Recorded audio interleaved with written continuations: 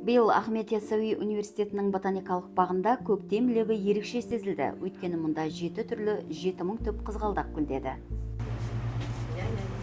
Бұл ғылымды тәжірибемен ұштастырған 3 жылдық еңбектің жемісі. Ғылым және жоғары білім министрлігінің гранттық қолдау аясында түркістандық ғалымдар қызғалдақтарды жерсіндіріп, өсімтал сұрыптарын өндіріске енгізген. Бұған дейін ғалымдар тобы күтіп баптаса, биыл бағбандар өсірді.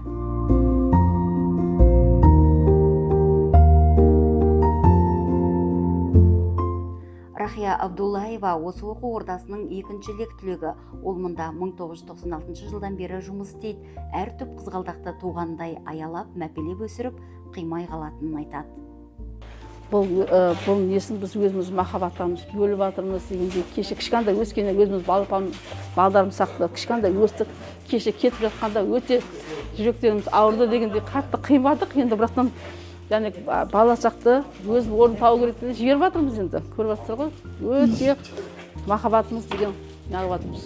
Жылыжайда қызғалдақ өсіру оңай емес. Бағбандар уақытылы суарып, температурасы мен ылғал деңгейін бақылап отырады. Осылайша Түркістан топырағында қауыз жарған қызғалдақтарды білім ордасының ардагер ұстаздарына, қыз-келіншектеріне және серіктестерге сыйлайды.